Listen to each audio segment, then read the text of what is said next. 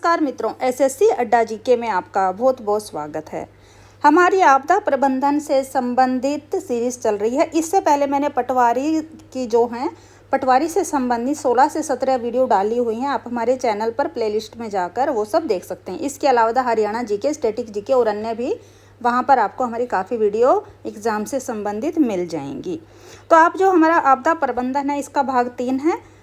पहले हमने 2 वीडियो डाली हैं जिसमें डिटेल में क्वेश्चंस करवाए गए हैं और आज उससे संबंधित एमसीक्यू हम यहाँ पर करने वाले हैं। तो आइए स्टार्ट करेंगे। स्टार्ट करने से पहले चैनल को ज़्यादा से ज़्यादा लाइक, सब्सक्राइब और शेयर जरूर करिएगा। प्रश्न नंबर 1, जोखिम की स्थिति कब उत्पन्न होती है? तो जोखिम की जो स्थिति कब होती है? जब विपत्तियों से संपत्ति और जान को खतरा हो। ऑप्शन ए यहाँ पर करेक्ट है। तो देखिए, जब कोई भी अगर अचानक से जब कोई आपदा आ जाती है तो क्या होता है, तो क्या विपत्ति जब पड़ती है तो उसमें संपत्ति का, घर है, मकान है, बिल्डिंग्स हैं, तो वो खतरा होता है। उसके अलावा जो लोग वहाँ पर रह रहे हैं, अचानक से जब टूट कर गिरते हैं तो जान को भी खतरा होता है। तो ऑप्शन है हमारा यहाँ पर करेक्ट हो जाता है। पृथ्वी की सतह के साथ रोलिंग प्रभाव भूकंप की कौन से लहरें पैदा करती है? तो देखिए, जो लहरें हैं वो कौन कौन सी होती हैं? एल लहरें यानी कि लॉन्ग पीरियड्स वेव्स। पी मतलब प्राइमरी लहरें, तो पी से हो जाता है आपका प्राइमरी वेव। एस तरंग यानी कि सेकेंडरी वेव, या उपरोक्त सभी। तो जो पृथ्वी के सतह के साथ रोलिंग प्रभाव भूकंप की कौन सी लहरें पैदा करती हैं? तो आपका सही उत्तर यहाँ पर रहेगा एस तरंग यानी कि सेकेंडरी वेव।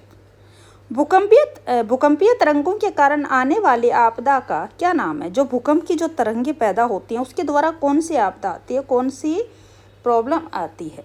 तो क्या सुनामी, बाढ़, ज्वालामुखी विस्फोट या अन्य कोई? तो बाढ़ तो आपको पता है नहरों में ज़्यादा पानी की वजह से आती है, लेकिन जो भूकंपीय तरंगे हैं, ज्वालामुखी विस्फोट, ये अलग चीज़ है। तो सुनामी है जो जब कंपन पैदा होती है पृथ्वी के अंदर, भूकंप में जो तरंगे होती है, समुद्र में जब तरंगे उत्पन्न हो जाती हैं तो क्या आती है? सुनामी। तो भूकंपीय तरंगों के कारण आने वाले आपदा का नाम होगा सुनामी। Option A. आपदा प्रबंधन संस्थान का मुख्यालय भारत में कहाँ स्थित है? तो भारत में जो आपदा प्रबंधन जो डिजास्टर मैनेजमेंट का जो ऑफिस है, कार्यालय है, मुख्यालय है, हेडक्वार्टर कहाँ पर स्थित है? तो यह नई दिल्ली में स्थित है। ऑप्शन ए बिल्कुल ठीक है यहाँ पर। राष्ट्रीय आपदा प्रबंधन प्राधिकरण किस मंत्रालय के अंतर्गत आता है? तो ये पूछा गया कौन सा मंत्रालय है जिसके अंतर्गत राष्ट्रीय आपदा। तो देखिए, जब भी कोई ऐसी अचानक से जो कोई आपदा है, बाढ़ आना, सुनामी आना या भूकंप आना, जब ऐसी कोई भी विपदा अचानक से आती है तो उसका जो संभाल है, देखभाल है, करने की जिम्मेदारी किसकी रहती है? तो कौन सा बनती है? तो ये रहती है गृह मंत्रालय। ये किसकी? गृह मंत्रालय के अंतर्गत आता है। राष्ट्रीय संकट प्रबंधन समिति का प्रमुख कौन होता है? तो राष्ट्रीय संकट जो प्रबंधन समिति है, आपदा प्रबंधन है, तो उसका जो प्रमुख कौन है, हेड कौन होता है? तो ये रहते हैं कैबिनेट सचिव। कौन होता है? कैबिनेट सचिव। भारत में सुनामी चेतावनी केंद्र कहाँ स्थित है? तो थोड़ी देर पहले अभी अब क्वेश्चन जो है तो उसमें क्या आया था कि आपदा प्रबंधन का संस्थान का जो मुख्यालय है वह पूछा था, लेकिन आपसे पूछा गया है जो सुनामी चेतावनी केंद्र की, सुनामी अगर आने वाली है उसका जो चेतावनी देने के लिए जो केंद्र स्थापित किया गया वो कहाँ पर स्थित है? तो यह आपका रहने वाला है हैदराबाद। ऑप्शन बी यहाँ पर सही उत्तर रहेगा। सुनामी शब्द किस भाषा के शब्द से बना है? सुनामी शब्द किस भाषा के शब्द से बना है? तो यह बना है जापानी शब्द से। किससे बना है? जापानी जो शब्द है उसके सु और नामी 2 शब्दों से मिलकर सुनामी बना है। अंतर्राष्ट्रीय प्राकृतिक आपदा निवारण दिवस कब मनाया जाता है? तो अंतर्राष्ट्रीय जो प्राकृतिक आपदा दिवस निवारण दिवस कब मनाया जाता है? तो यह मनाया जाता है 13 अक्टूबर को। अच्छा, इसका क्यों मनाया जाता है? इसका क्या कारण है? इसका मनाने का कारण है कि लोगों को जागरूक करा जाता है कि अचानक से अगर आपके ऊपर कोई ऐसी विपदा आ जाती है तो बचाव कार्य कैसे किए जाते हैं, या फिर अगर आपकी सुरक्षा हेतु उसमें कैसे कैसे देखभाल होनी चाहिए। तो सभी प्रकार की जो बातें हैं वहाँ पर जागरूकता बढ़ाने के लिए, प्राकृतिक आपदा में जागरूकता बढ़ाने के लिए इस दिवस को मनाया जाता है। कब मनाया जाता है? 13 अक्टूबर को। 2 अक्टूबर को तो आपको पता है महात्मा गांधी दिवस होता है। 21 जून को योगा दिवस के रूप में मनाया जाता है।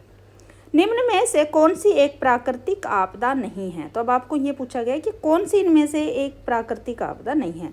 बाढ़, तो बाढ़ आपको पता है नदियों के द्वारा अचानक से आ जाती है, ये क्या है? ये एक प्राकृतिक आपदा है। ज्वालामुखी विस्फोट, तो ज्वालामुखी कुदरती तौर पर बनते रहते हैं और अचानक से उसमें विस्फोट होता है, तो ये भी एक प्राकृतिक आपदा है। सुनामी, ये भूकंप है जो समुद्र में जब तरंगे उत्पन्न होती हैं भूकंप के द्वारा, तो क्या होगा? सुनामी, वहाँ पर समुद्र के अंदर सुनामी आती है। तो बचा क्या? Short circuit. तो शॉर्ट सर्किट तो आपको पता है ना, लाइट वगैरह में, इन चीज़ में स्पार्किंग वगैरह के कारण होता है। तो इसने पूछा जो प्राकृतिक आपदा नहीं है, तो ये 3 तो प्राकृतिक हो गई, बाढ़, ज्वालामुखी और सुनामी। तो कौन सा बचा? Short circuit. तो हमारा सही उत्तर क्या रहेगा यहाँ पर? ये रहेगा शॉर्ट सर्किट। किस देश में तूफान आम बात है? तो देखिए सबसे ज़्यादा जो तूफान हैं आते रहते हैं, तो ये 4 जो ऑप्शन इनमें से कौन सा ऐसा देश है जहाँ पर तूफान आना आम बात है वहाँ पर? तो इसका उत्तर आपका रहेगा क्या? भारत, ऑस्ट्रेलिया, यूएसए या जापान। तो यह जो तूफान होते हैं वे आमतौर पर सबसे ज़्यादा कहाँ आते हैं? यूएसए में आते हैं, वहाँ पर तूफान आना आम बात है। जापान में क्या ज़्यादा आते हैं? तो जापान में भूकंप आना आम बात है। जापान के अंदर सबसे ज़्यादा भूकंप आते हैं। अगर तूफान पूछा जाएगा तो आप यूएसए करेंगे, भूकंप कहेंगे तो जापान। भूकंपीय तरंगों के कारण आने वाली आपदा का क्या नाम है? तो अभी थोड़ी देर पहले बताया, ज्वालामुखी विस्फोट, बाढ़ या सुनामी। तो क्या है? भूकंपीय तरंगों के कारण आने वाली आपदा है सुनामी, ऑप्शन ए।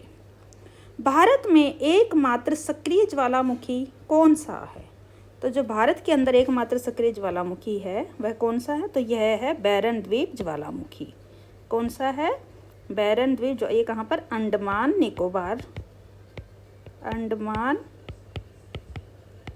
निकोबार द्वीप समूह में स्थित है। और सबसे शांत जो भारत में शांत ज्वालामुखी कौन सा है? तो शांत जो है वह है, यह शांत ज्वालामुखी कौन सा है? नारकोंडम ज्वालामुखी। उष्णकटिबंधीय चक्रवात का शांत भाग कौन सा है? जो उष्णकटिबंधीय उसका चक्रवात का शांत भाग कौन सा? तो यह कौन सा रहेगा?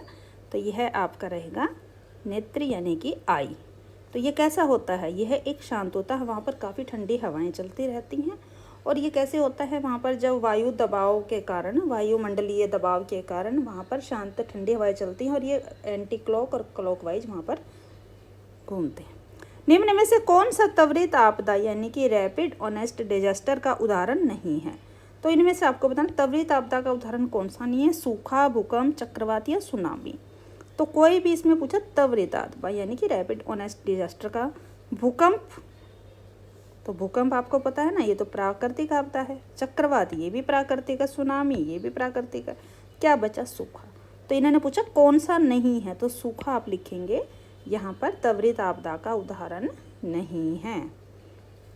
तो आपका ऑप्शन ए यहाँ पर ठीक हो जाएगा। तो आज के लिए इतनी क्वेश्चन करेंगे, नेक्स्ट जो सीरीज है उसमें और क्वेश्चंस लेकर आएंगे। आपको हमारी सीरीज कैसी चल रही है प्लीज़ ज़्यादा से ज़्यादा कमेंट करके बताएं और चैनल को लाइक, सब्सक्राइब और शेयर ज़रूर करें। धन्यवाद।